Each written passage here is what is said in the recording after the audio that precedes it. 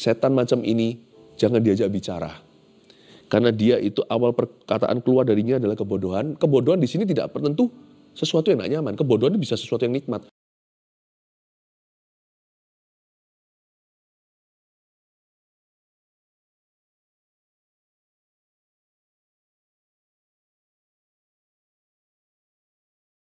Bapa, Kau sangat baik. Engkau terlalu baik bagi anak-anak-Mu, kami tidak layak untuk menerima berkat-berkat-Mu. Namun Kau punya anugerah dan kasih karunia yang baru bagi kami setiap hari, termasuk pada hari kami saat teduh bersama. Terima kasih Tuhan, Kau akan mencurahkan rahmat-Mu, Engkau akan berbicara secara pribadi lepas pribadi, individu lepas individu, dan Kau memperlengkapi kami sehingga kami menjadi orang-orang yang berhasil versi Tuhan. Orang-orang yang merenungkan firman siang dan malam, apapun yang diperbuatnya, Kau buat berhasil ya Bapa. Berkati Tuhan pekerjaan, rumah tangga, dan pelayanan keluarga saat teduh bersama. Mohon Tuhan Yesus berbicara, mohon Tuhan memberikan pengajaran yang keluar dari hati Tuhan. Urapi kami semua, sembunyikan hamba di balik salib-Mu. Dalam nama Yesus, haleluya. Amin. Puji Tuhan. Shalom semuanya sekali lagi. Pertama-tama saya mau memberikan pengumuman, kabar gembira, bahwa saat teduh bersama akan ada dalam versi bahasa Inggris, diterjemahkan lewat teknologi AI ya. Jadi kita akan bisa menyaksikannya setiap hari Jumat pukul 7 waktu Indonesia bagian Barat. Everything will be spoken in English. Jadi Anda bisa sarankan, bisa ajak rekan-rekan teman-teman yang bukan orang Indonesia terutama yang berbahasa Inggris. Sekarang kita bisa jangkau mereka, kita bisa muridkan mereka juga. Puji Tuhan. Dan juga nanti hari Minggu ini saya akan visit di GMS Bandung, nanti lihat di sosial media semua pengumumannya. Lalu beberapa hari kemudian saya akan mengunjungi GMS Cirebon. Saya kepingin sekali ke Jawa Barat untuk bertemu, jumpa juga dengan keluarga saat teduh bersama yang ada di sana. Praise the Lord. Hari ini saya anggap seperti seminar kepemimpinan. Saya kok tergerak ya, Roh Kudus mendorong hati saya untuk memberikan leadership seminar semacam itu. Karena itu saya kasih judul pemimpin yang mampu adalah berkat. Ini pemimpin di segala bidang. Pemimpin rohani dalam pelayanan, tapi khususnya pemimpin di dalam rumah atau keluarga. Papa mama, kepala keluarga, ibu rumah tangga, atau pemimpin di dalam dunia pekerjaan, di lapangan kerja. Manajer, ketua divisi, kepala departemen, bahkan direktur, direksi. Karyawan sekalipun harus bisa memimpin diri. Pemimpin yang mampu adalah berkat, itu judulnya kita ambil dari Kitab Pengkhotbah pasal yang ke-10, ayat 10 sampai 20, dari tulisan seorang pemimpin juga, pemimpin besar, dia ngalami jatuh dan bangun, Raja Sulaiman atau Raja Salomo di dalam Alkitab, anak Daud itu. Mari kita buka Pengkhotbah 10 ayat 10 sampai 20 saya baca dulu. Jika besi menjadi tumpul dan tidak diasah, maka orang harus memperbesar tenaga. Tetapi yang terpenting untuk berhasil adalah hikmat. Jika ular memagut sebelum mantra diucapkan, maka tukang mantra tidak akan berhasil. Perkataan mulut orang berhikmat menarik, tapi bibir orang bodoh menelan orang itu sendiri. Awal perkataan yang keluar dari mulutnya adalah kebodohan, dan akhir bicaranya adalah kebebalan yang mencelakakan. Orang yang bodoh banyak bicaranya, meskipun orang tidak tahu apa yang akan terjadi, dan siapakah yang akan mengatakan kepadanya apa yang akan terjadi sesudah dia. Jeripaya orang bodoh melelahkan orang itu sendiri, karena ia tidak mengetahui jalan ke kota. Wahai engkau tanah, kalau rajamu seorang kanak-kanak dan pemimpin-pemimpinmu pagi-pagi sudah makan. Berbahagialah engkau tanah kalau rajamu seorang yang berasal dari kaum pemuka. Dan pemimpin-pemimpinmu makan pada waktunya dalam keperkasaan dan bukan dalam kemabukan. Oleh karena kemalasan runtuhlah atap, dan oleh karena kelambanan tangan bocorlah rumah. Untuk tertawa orang menghidangkan makanan, anggur meriangkan hidup, dan uang memungkinkan semuanya itu. Dalam pikiran pun janganlah engkau mengutuki raja, dan dalam kamar tidur janganlah engkau mengutuki orang kaya. Karena burung di udara mungkin akan menyampaikan ucapanmu, dan segala yang bersayap dapat menyampaikan apa yang kau ucapkan. Kalau sekilas kita baca nggak mudah untuk kita ngerti. Tapi kalau kita mau renungkan firman ini, kita akan mendapatkan protein-protein ilahi. Ada prinsip-prinsip kebenaran yang akan melampaui segala zaman.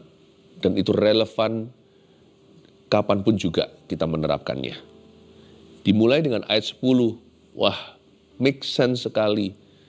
Salomo memang punya hikmat yang tiada duanya. Jika besi menjadi tumpul, bayangkan kapak ya. Kalau mata kapak itu pinggirnya sudah tidak lancip. Karena dia tidak diasah atau jarang diasah lagi. Maka orang harus memperbesar tenaga. Tetapi yang terpenting untuk berhasil adalah hikmat. Saya ingat, waktu saya lagi berlibur dengan keluarga, breakfast pagi-pagi di hotel, itu pakai ada pisau, pisaunya itu kurang tajam. Ya itu memang bukan pisaunya untuk steak atau untuk daging, tapi pisau untuk mungkin makan telur bisa. Saya ambil sosis, saya potong sosis itu, saya perlu tenaga untuk memotongnya. Karena dia tidak kurang runcing. Kalau kapak itu tumpul, tenaga jadi lebih besar. Pepatah berkata di dunia, don't just work hard but work smart. Jangan hanya kerja keras, tapi kerja pintar. Itulah sebabnya suatu pesan untuk kita semua lagi studi, belajarlah sungguh-sungguh. Memang pendidikan formal tidak serta-merta langsung menjamin orang punya kerja atau pasti sukses hidupnya. Edukasi, pendidikan tidak boleh berdiri sendiri, tetap harus diimbangi dengan rumah atau keluarga yang takut akan Allah. Biasanya keturunan orang-orang benar itu diberkati dengan sendirinya. Tapi selain itu juga harus ada gereja di mana manusia Allah saling mengasah dengan manusia Allah. Saudara seiman namanya men and women of God. Besi menajamkan besi, orang benar menajamkan orang benar. Hati-hati dengan pergaulan yang salah, dia merusak kebiasaan yang baik. Kita bisa pertajam loh kalau kita bergaul dengan orang-orang yang tepat. Kalau kita belum lihat teman-teman yang ideal, jadilah teman yang ideal dulu.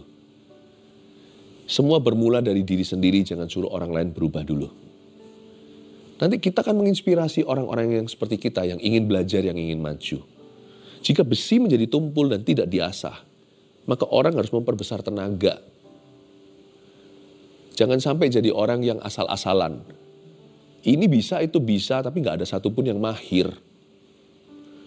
Mendingan kita tuh runcing di satu sisi aja, nggak perlu di semua sisi kita tahu.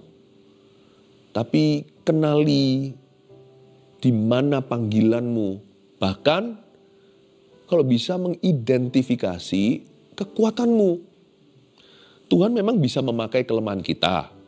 Jadi tidak perlu dipertanyakan. Jikalau besi itu tumpul, kapak itu tidak lancip, tidak runcing, apakah bisa tetap putus itu kayu? Kalau Tuhan bekerja, apapun bisa. Tuhan bisa pakai orang bisu, Tuhan bisa pakai orang cacat. Tuhan juga bisa bahkan memakai tulang Elisa yang sudah tiada nyawa. Bayangin mayat aja. Kalau ada Tuhan hadir di situ, orang mati pun dibangkitkan. Tuhan bisa pakai kelemahan. No doubt, tidak perlu diragukan. Tapi jangan salah loh, Tuhan juga bisa pakai kelebihan kita. Kalau kita serahkan kelemahan kita pada Tuhan, asal kita nggak sengaja, lalu kita beralasan, Tuhan aku udah berusaha tapi aku tetap lemah. Masa Tuhan itu tidak berkasih karunia? Tuhan bisa pakai apapun yang diserahkan kepadanya. 5 roti 2 ikan, buktinya dipecah-pecah nggak berhenti-berhenti, nggak habis-habis memberi makan 5.000 orang. Itu 5.000 laki-laki, belum wanita dan anak-anak itu bisa 20.000 sendiri. Nggak masuk akal. Apapun diserahkan ke tangan Yesus, itu bisa menjadi sesuatu. Bisa menjadi senjata, bisa menjadi mujizat. Kalau kelemahan di tangan Tuhan aja 5 roti 2 ikan bisa memberi begitu banyak orang makan. Bagaimana kalau orang menyerahkan pabrik rotinya? Saya nggak ngerti ya. Bagi Tuhan tidak ada yang mustahil. Tuhan itu bisa memakai yang sedikit maupun memakai yang banyak. Kelemahan kalau diserahkan bisa menjadi kemuliaan. Kelebihan kalau diserahkan juga bisa menjadi senjata pilihan. Cerita Daud dan Goliat. Kalau Anda lihat, dari segala sisi kita pertimbangkan, Daud itu di posisi lemah. Satu, dia lebih kecil. Itu masih umur berapa? Ahli teologi percaya dia umur 16-an. Goliat, udah umur berapa? Dia itu sudah menjadi pasukan khusus. Dia itu tentara pilihan. Dari sisi size tubuh, yang satu extra small, yang satu XXXXL. Persenjataan lengkap, mutakhir semuanya. Tidak ada satu pun bagian tubuhnya yang tidak tertutupi. Semua ada logam yang melindungi. Daud, pakaian gembala. Semua dari segala sisi kau lihat. Daud lemah, Goliat kuat.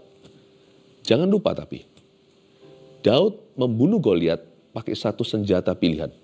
Dia pakai slingshot atau pakai apa namanya itu? Ketapel. Ya, pakai ketapel, thank you, dibantu. Jadi karena dia itu memang sehari-hari mainannya anak gembala. Dan dia mahir banget sama itu. Itu bukan kelemahannya, itu kelebihannya. Bahkan mungkin tutup mata aja dia bisa. Jangan lupa latihannya. Dia praktekkan ulang dan ulang ribuan kali hingga dia mimpi pun bayangin itu. Dia sempat pakai senjata yang sangat primitif itu. Dia kalahkan beruang, kalahkan singa. Jadi sebelum ketemu Goliat, latihannya sama hewan-hewan buas ini. Bukan karena dia cari masalah, tapi karena hewan-hewan ini memangsa hewan ternaknya. Dia tanggung jawab sama papanya. Dia anak yang paling bungsu dari 8 putra ayahnya. Dia nggak bisa lah datang dan berkata, dombanya kurang lagi hari ini. Satu lagi jatuh korban. Dan dia pakai itu untuk kalahkan binatang-binatang yang mustahil manusia dengan bisa menaklukkannya. Tapi Daud bisa mengalahkannya. Dan Tuhan memilih untuk memakai kelebihan dan kekuatannya, kemahirannya, untuk menumbangkan Goliat dan mendatangkan kemenangan terbesar bagi tentara Israel di zaman itu. Anda lihat, coba perhatikan lagi Petrus. Dari sisi mana dia bisa berjalan di atas air itu kalau bukan Tuhan? Tapi kalau Anda renungkan suatu hari Tuhan mau membayar bea bait suci baik buat dirinya maupun buat Petrus. Yesus memilih profesi yang Petrus sangat-sangat hafal. Dari lahir dia sudah di kampung nelayan. Pergi pancing ikan pertama, di dalam mulutnya ada 2 koin, yang satu untuk you, yang satu untuk aku. Bayarkan itu sebagai bea bait suci kita. Wow, Petrus tidak bertanya lagi gimana caranya lemparkan kail itu atau mungkin dia pakai jala. Tapi Tuhan bicaranya spesifik, bukan banyak ikan, tapi satu saja. Yang pertama kau tangkap, yang terakhir pula, yang itu satu-satunya di dalamnya ada ikan, di dalamnya ada koin. Tuhan pakai kemahiran, kelebihannya. Dan Petrus pergi ke danau itu dan menangkapnya. Jika besi menjadi tumpul dan tidak diasah, maka orang harus memperbesar tenaga. Terlebih lagi orang-orang yang mengasah kapaknya dan minta anugerah Allah. Kapak tumpul aja, asal tenaga besar, kalau Tuhan beserta, bisa memutus, bisa betul-betul membelah kayu dan pohon segede apapun. Apalagi kalau kapak itu runcing dan diserahkan ke Tuhan. Apalagi jikalau besi itu tidak tumpul, tapi tajam dan diurapi lagi.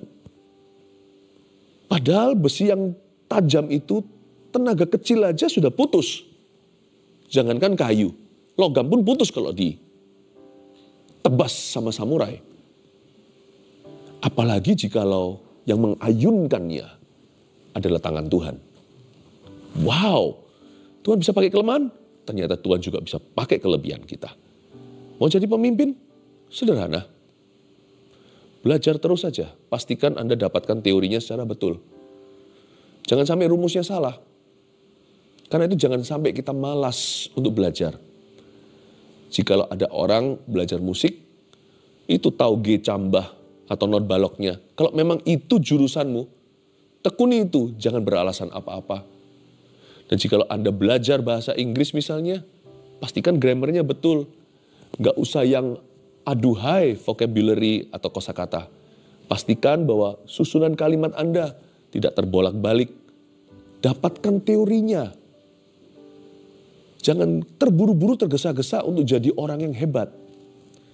Kuasai dasarnya. Pastikan kita itu memperoleh basicsnya. Lalu setelah itu praktekkan terus sampai Anda mahir di situ. Seperti Daud mungkin sebelum dia ketemu sama beruang, ketemu sama singa, dia tidak memprediksi suatu hari ketemu sama Goliat, tentara beneran. Demi melindungi 2-3 ekor mbek-mbeknya, mungkin dia pakai kaleng kali. Atau dia pakai sesuatu lah, pakai batu gitu. Batu dari jauh, dia latihan, meleset lagi. Setelah 1000 kali, mulai kena. Pemimpin yang mampu tidak dibuat sehari. Potensi memang kita bisa lahir ke dalamnya. Waktu kita datang ke dunia, Tuhan kasih kita bakat alam pula. Tapi bakat pun percuma. Bakat itu seperti biji besi. Tapi jikalau tidak kau asah, tidak jadi apa-apa. Jangan terburu-buru, aku maunya jadi orang sukses seketika. Apa kelebihanmu? Selama ini apa yang menjadi pengalaman Anda? Itu terus latihan. Dan jadikan itu bidang pilihan. Jangan jadikan itu bidang pilihanmu, jadikan itu juga bidang pilihan Tuhan atas hidupmu. Dengan satu motivasi di dada, aku mau jadi berkat di rumah. Aku mau jadi berkat di tempat kerja. Aku mau jadi berkat di gereja. Dengan suatu semangat menggebu-gebu, aku ingin menjadi saksi yang hidup. Yang kau kejar dan saya kejar bukan sukses itu sendiri. Yang kita kejar adalah Tuhan, aku ingin memuliakanmu dengan semua yang kau percayakan. Talenta, bakat, semua. Koneksi waktuku. Aku mau kuasai teorinya. Dan terus jadi seorang pemimpin. Kalau kita mempraktekkannya. Lama-lama kan kita menjadi orang nomor 1 di bidang itu. Menjadi number 1 kalau enggak minimal jadi runner up. Menjadi juara 1, 2, 3 di area itu. Gak ada orang yang pintar di segala bidang, gak ada. Hanya Tuhan yang menguasai semua bidang. Hanya Tuhan, sungguh. Tapi masing-masing kita pasti diberi satu talenta sama Tuhan, sama Roh Kudus. Pastikan itu Anda dapatkan teorinya, apapun itu. Jikalau ada di sini yang mau belajar pelayanan, belajar dulu yang sederhana. Aku gak bisa, misalnya, aku tidak bisa menguasai pelayanan itu. Ya mungkin itu bukan bidangmu, tapi kalau bidang yang Anda bisa, Anda juga diberi Tuhan gairah di sana. Jangan jemu-jemu untuk belajar. Jangan malu-malu untuk mengakui ketika Anda salah dan butuh belajar lagi. Kalau ditegur, dikasih masukan, jangan bela diri. Terbukalah untuk masukan. Berkhotbah juga sama. Kuasai dulu basics-nya. Baca Alkitab bukan untuk membuat khotbah atau merancangkan ceramah. Tapi baca untuk mendapatkan remah secara pribadi. Nabi suatu hari mungkin Anda lebih mahir bisa cerita sama orang. Bagaimana mereka juga bisa menemukan roti yang sama. Coba kita lihat sekarang ayat yang ke-11. Jika ular memagut sebelum mati, mantra diucapkan, maka tukang mantra tidak akan berhasil. Apa maksudnya ini ya? Ular itu kan seperti mantra misalnya kalau kita lihat dalam gambar-gambar ularnya menari-nari, pakai seruling itu orangnya. Lalu ada tukang mantra terhadap ular itu supaya dia jangan memagut orang yang terdekat. Bahkan memagut pemilik ular itu sendiri. Nanti kan bisa fatal. Jadi maka tukang mantra harus mengucapkan mantranya supaya ular itu nurut. Kalau enggak ular itu akan memagut. Kalau ular itu memagut sebelum mantra diucapkan, terburu-buru dia sudah keluar bisanya. Tukang mantra juga percuma, enggak akan berhasil kalau sudah ada orang kena pagutannya. Di sini apa maksudnya? Enggak bisa kita mengartikan ini sebelum kita pergi ke ayat 12. Perkataan mulut orang berhikmat menarik. Mulut orang berhikmat itu mantra yang bagus. Dia membuat sesuatu yang poisonous, sesuatu yang beracun pun bisa berubah orang lihat positif side-nya. Bergaulah dengan orang yang begini atau lebih tepatnya jadilah orang yang begini. Jadilah orang yang begini dulu pada orang lain. Mulut kita itu harus ademin suasana. Mulut kita itu harus bisa mengolah bahkan informasi yang negatif pun dan membuat orang tidak negatif hatinya. Kalau perlu kita bisa memutarbalikkan. Bukan fakta diputarbalikkan namanya dusta. Tetapi kita bisa menitik beratkan ke hal-hal yang berkenan pada Tuhan. Dan tidak membawa masuk orang ke dalam kesesatan, sehingga hati yang sudah syarat akan semakin salah. Jangan, karena mulut itu seperti ular. Kalau dia tidak dikendalikan, itu bisa menyalakan neraka, kata surat Yakobus.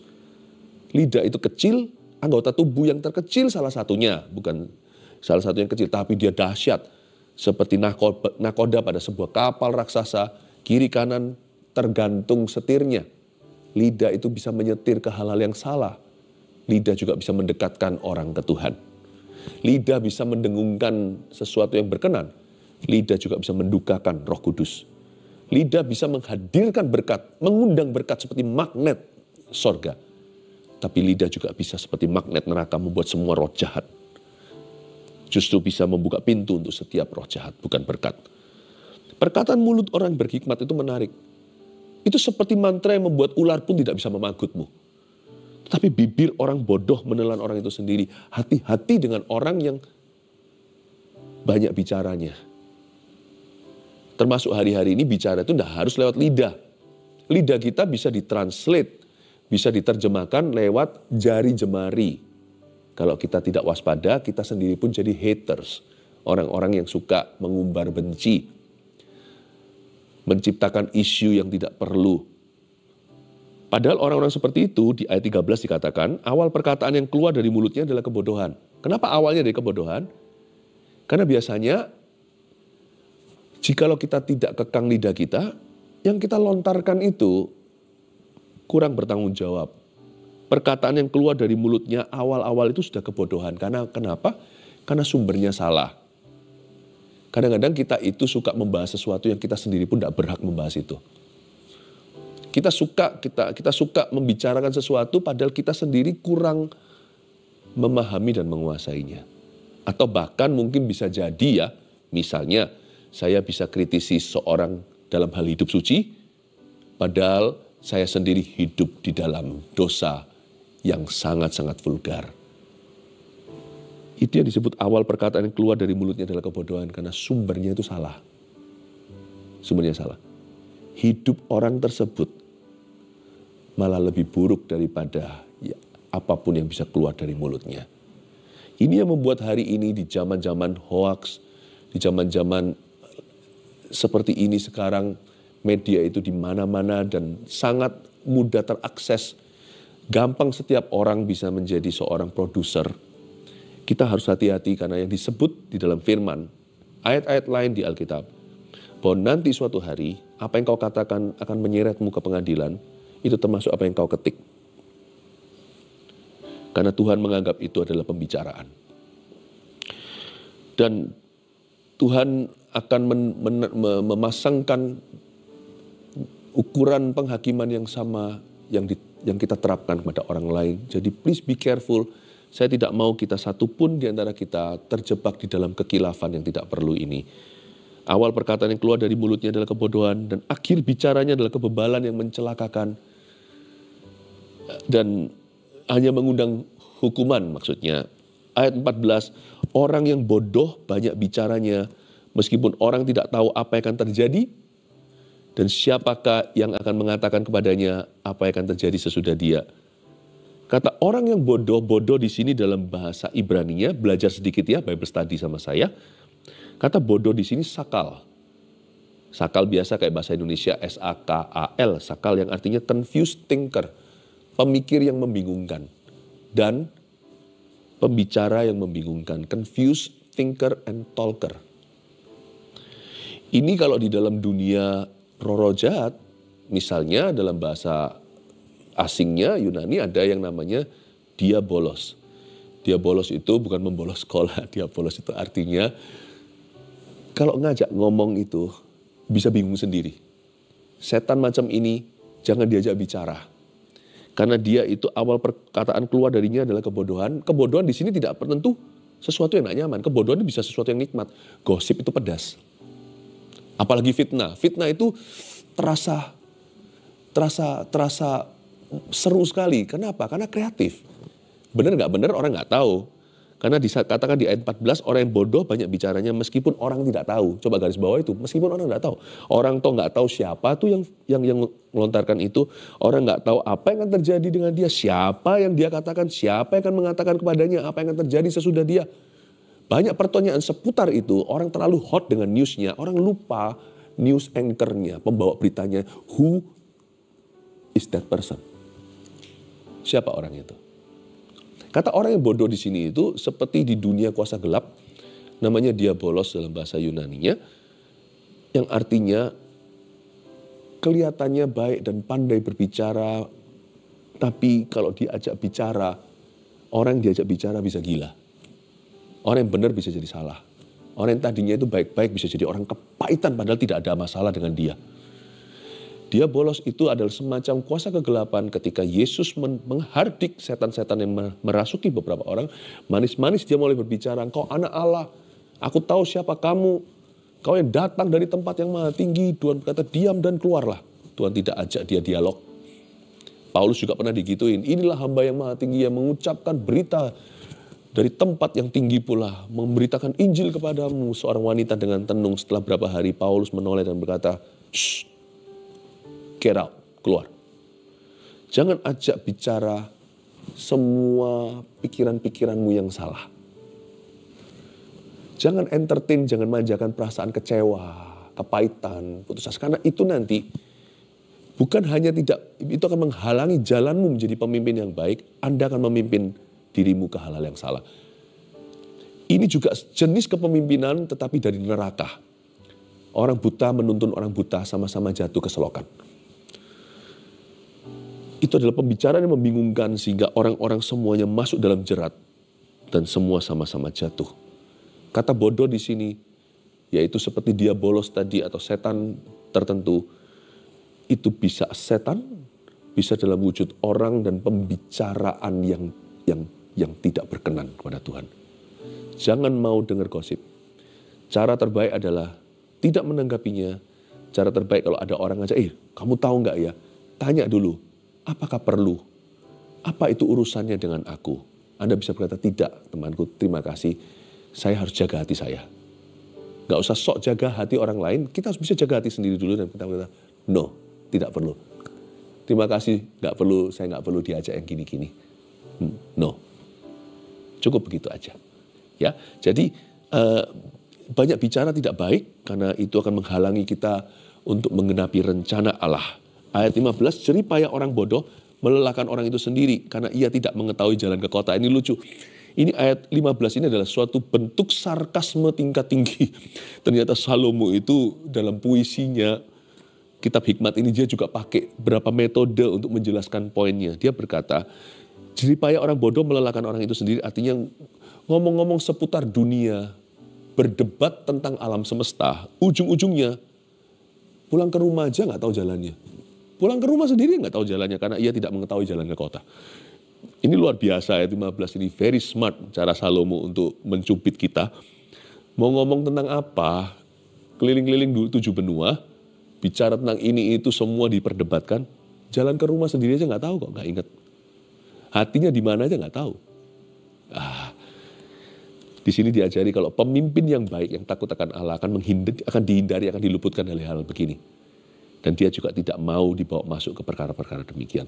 Saya dorong ya, karena hari ini kita seperti seminar kepemimpinan, saya mau ajari Anda untuk jadi orang yang tegas dulu terhadap diri sendiri.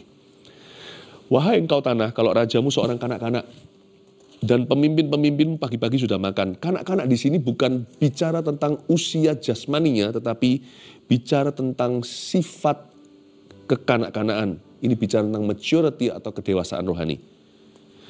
Wahai engkau tanah, kalau rajamu seorang, atau kalau pemimpinmu, kalau papamu, kalau gembalamu, kalau manajermu, kalau direkturmu, ya, adalah seorang yang tidak dewasa karakternya.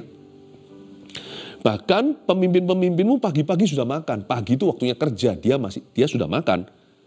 Ini berarti bicara tentang kemalasan. Jikalau pemimpinmu orang yang selfish and lazy, jikalau pemimpinmu itu buruk, egois, dan malas, tidak akan ada berkat di tanahmu.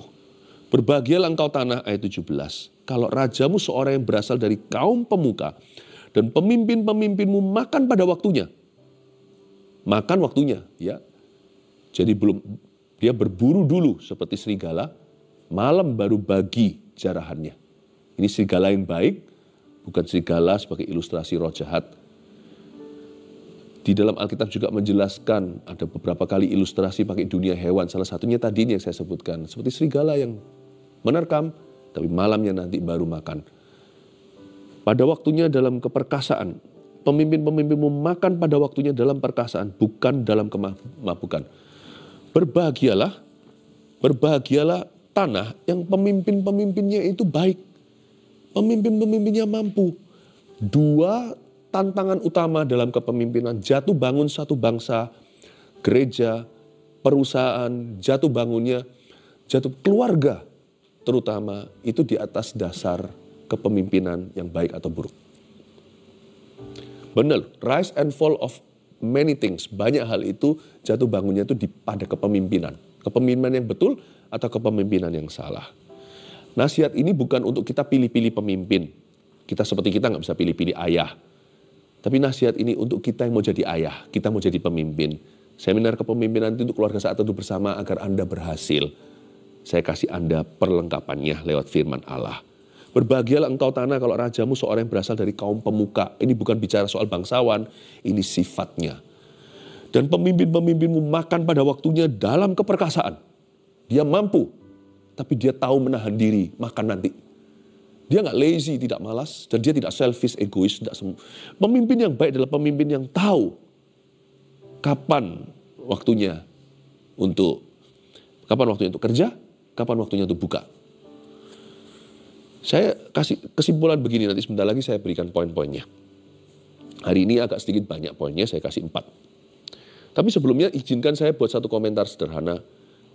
Sebagai pemimpin, apapun kapasitas Anda dalam hidup ini, kalau Anda dan saya sudah tidak bisa lagi memindahkan batu, nggak usah memindah gunung lah.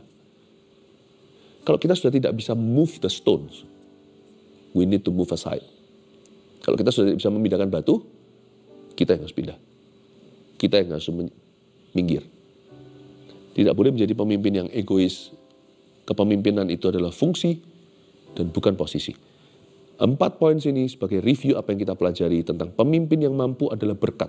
Berkat bagi umatnya. 1, belajar teorinya dan praktek terus menjadikan seorang pemimpin di bidangnya. Poin pertama, munculkan. Ya.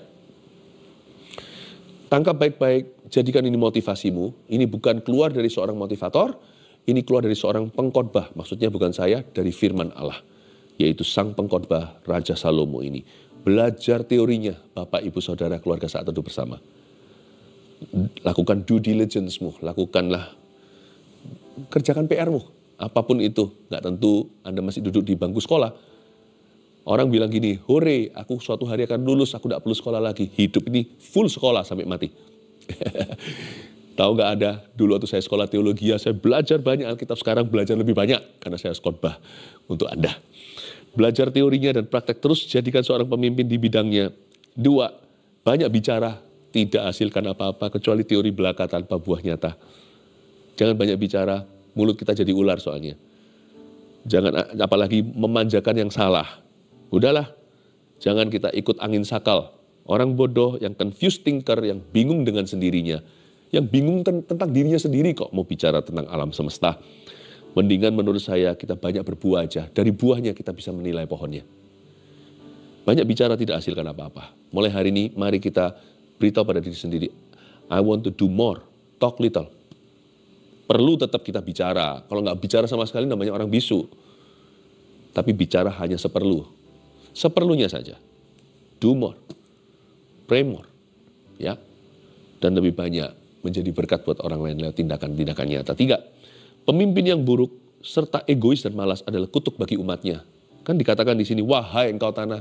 Kata wahai itu celaka. Wow, W-O-E bahasa Inggrisnya artinya celaka kau. Wahai engkau tanah.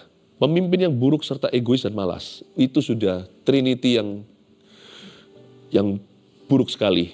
Trinitas yang buruk sekali, yaitu satu, pemimpin buruk, egois lagi, dan malas, itu kutuk. Kalau yang seperti itu, Anda sudah tidak mungkin bisa memindah gunung, bahkan memindah batu. Yang kayak gitu mesti harus pindah, bukan karena dia sudah tidak bisa memindahkan apa-apa. 4, pemimpin yang baik dan mampu. 2 aja.